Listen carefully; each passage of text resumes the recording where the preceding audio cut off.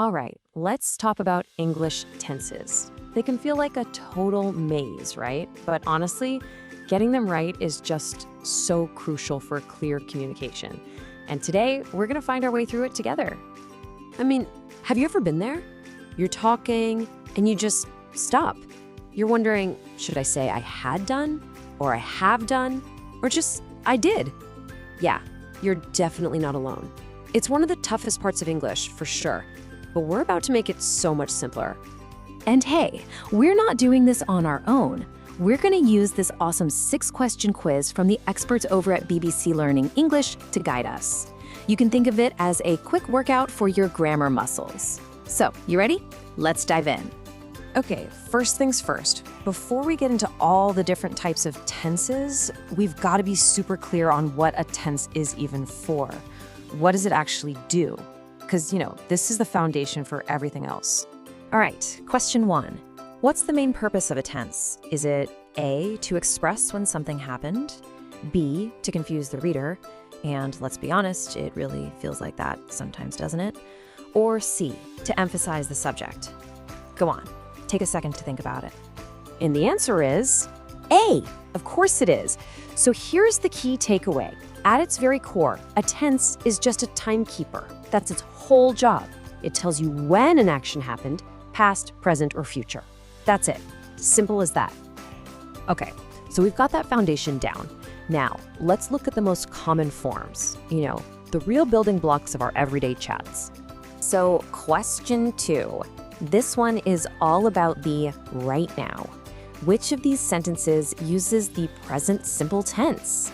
Is it A, I am walking, B, I have walked, or C, I walk?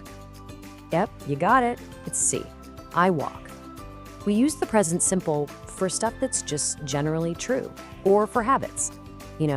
I walk, the sun rises. It's the most direct and, the most simple form. All right, let's jump back in time a bit. In the sentence, I was eating, what verb structure are we looking at? Is it present simple, past simple, or past continuous? That little ing in the end is a pretty big clue, isn't it? And the answer is C, past continuous. This is great because we can actually break it down right here. The word was tells you right away, boom, it's in the past. And that ing on eating, that shows it was a continuous action. It was ongoing. It wasn't just something that happened in a flash. All right, feeling good so far? I hope so, because we're about to level up. We're moving into what we call the perfect tenses. Now, this is where English gets really, really precise about how different moments in time connect with each other. Okay, question 4.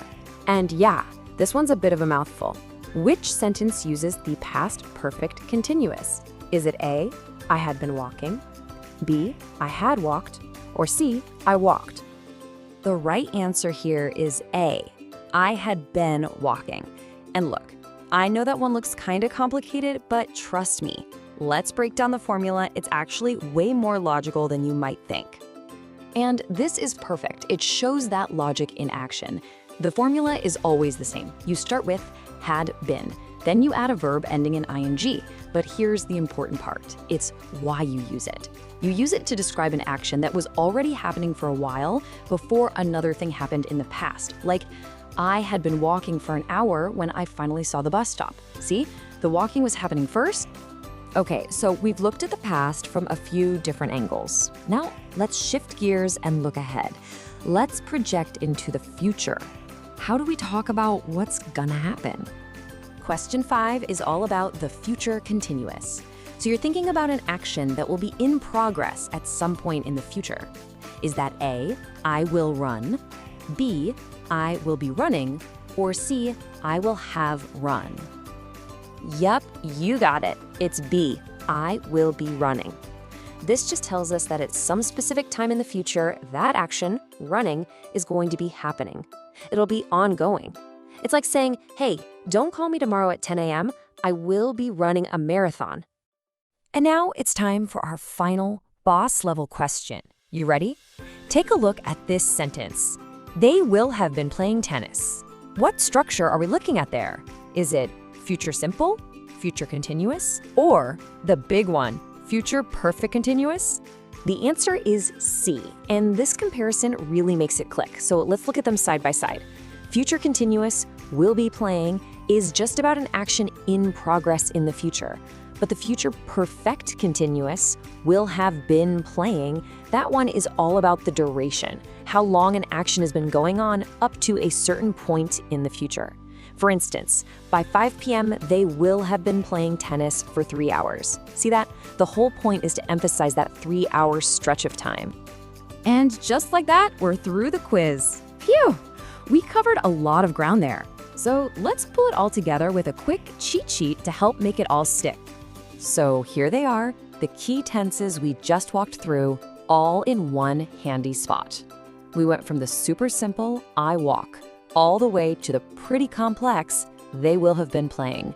And you can see how each one adds a totally different layer, a different sense of time to what you're saying. This is for sure a good one to save and look back on.